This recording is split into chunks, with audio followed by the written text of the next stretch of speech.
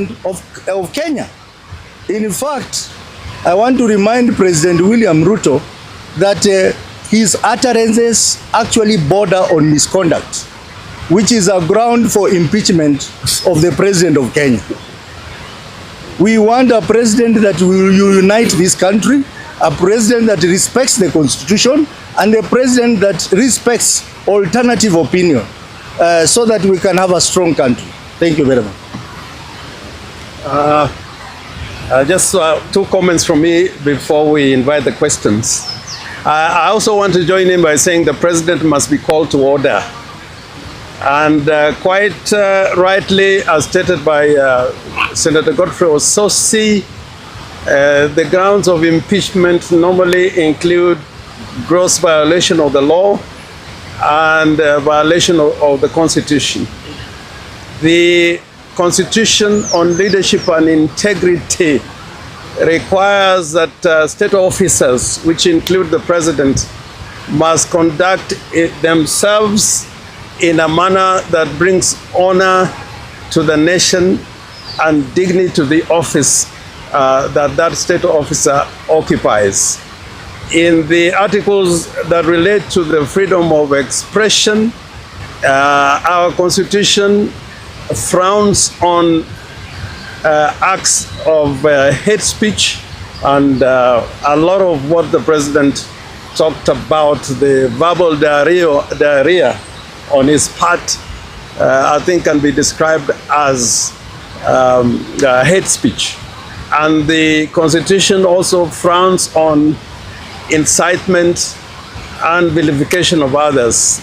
And this applies to him particularly because Article 131 of the Constitution requires of him to promote constitutional values and principles, and that he should bring about unity in the country. So those utterances on his part, and we have not taken an oath like the president. Gachaga has not taken an oath, but the president has taken an oath to defend and protect the Constitution. So his utterances constitute an abomination. And if we were in a society where the leadership, particularly in the assemblies, including the parliament, I agree with Godfrey Ossosi that the only way the president can be called to order is by impeachment or a sanction by way of a resolution in Parliament. And we have precedent for those kind of infractions of the law. So he must be called to order. The president cannot climb from the high office which he occupies and come down to have violent exchanges, verbal exchanges, which do not bring honor to the Republic of Kenya. And I think all the presidents we've had have had their low times in terms of what they said, but I think this yesterday, some of the utterances, if you have great statesmen like Mboya and Masinde Mulero, Ngala, they'll be turning on their graves that what is this person we have created to occupy that high office of the President of the Republic of Kenya. Secondly, in regard to what happened to Tuju, I described Kenya as a kleptocratic state. But I want to add that President Ruto is suffering from a disease known as kleptomania, where you want to acquire anything, even if you have had enough, you can never really have enough. And using primitive capital accumulation, using the police to have a hostile takeover of Tuju's hotel, having a hostile takeover of Nairobi Hospital. I think the degree to which President Ruto wants to own the state called Kenya the real estate of Kenya, which belongs to the people, is alarming. And if it remains unchecked, whatever elections we will be having in future, whether President Ruto is sitting in State House or not, he will control the states, because he would have acquired not only state corporations, state assets, but also be in competition with businessmen in the private sector. So these two things are not doing well for Kenya at all. And finally, I want to conclude by saying, Linda Mwananchi, we are fighting for the soul of the party called ODM, and they're also fighting to protect the legacy of Raila Amolo Odinga. Raila was a Democrat, he was a fighter for social justice, and he was a fighter for human rights. What we are seeing happening with some of our colleagues within ODM goes against the very many principles that Raila fought against and landed him into detention and many arrests and many violent confrontations with the state. So we think we should be understood that we are fighting for the soul and legacy of the party. And we are going to go everywhere in the Republic preaching that message, that ODM must remain the party of the people, by the people, for the people. We invite questions now. Thank you. My name is Mwananchi Team. Fighting for the soul and the legacy of the party would also mean following the party constitution. With regards to the NDC, parallel NDC, which is stated to be having on Thursday, the party constitution on Friday, the party constitution states that you need to give a 21-day notice to start an NDC. Also indicate the venue. Today is 18th, so clearly I've not seen any notice from the leader Mwananchi Group, meaning you're flouting the party constitution. Secondly, yesterday the Nairobi branch met and agreed, and this goes to you, deputy party leader, to front the Honorable Winnie Odinga for deputy party leader in one of those NDCs. I'm not sure if it will be your NDC or the other NDC. Is it something you'll consider? Clearly, the position they are aiming for is your position, deputy party leader. The other two deputy party leaders are within Linda Crown. What do you have to say about it? One, about the convening of the NDC at the venue, and two, the proposal that the Honorable Winnie Odinga takes the position. The second question, as you rightly put it, Deputy Party Leader will answer. If you had asked me, I'd have asked Babu to answer it, but I'm not asking. You know why? I don't know whether you heard me correctly. We didn't talk about a national delegates convention, and we didn't talk about a special delegates convention. We talked about a people's national delegates convention. So get the wording right. If you get it right, then you will get to the conclusion that there is no violation of the Constitution at all. Venue? Well, be disclosed. Well, just to emphasize, we are talking of a people's NDC. And why a people's NDC? Because there's clear violation of the constitution of the party and discrimination of our genuine delegates from our counties. And therefore, those who have been left out because of the schemes of the other side will have an opportunity to attend the real people's NDC convened by Linda Mwananchi. Now, to come to your issue, I think Senator Governor Orengo has clearly said that Linda Mwananchi exists because we are out to fight for the soul of ODM and the legacy of Raila Amolo Odinga.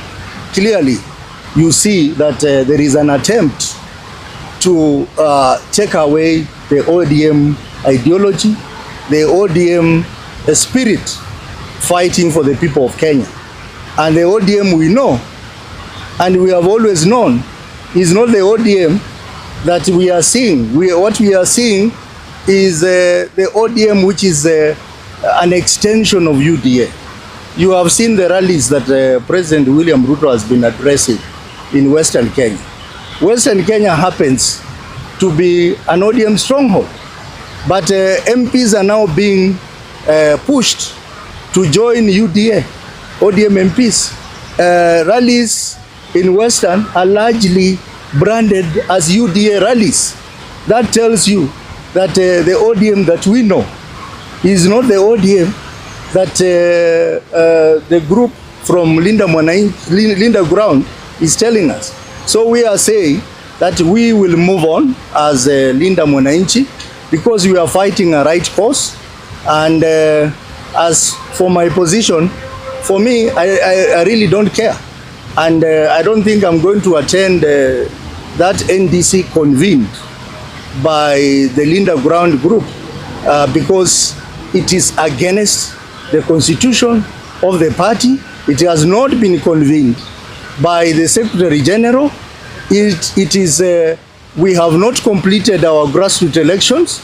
We have not done elections in Nairobi and other counties. And most importantly, the idea of the NDC was to complete the election process. Remember, we did the grassroots election up to the county election level. Now we were to do competitive national election.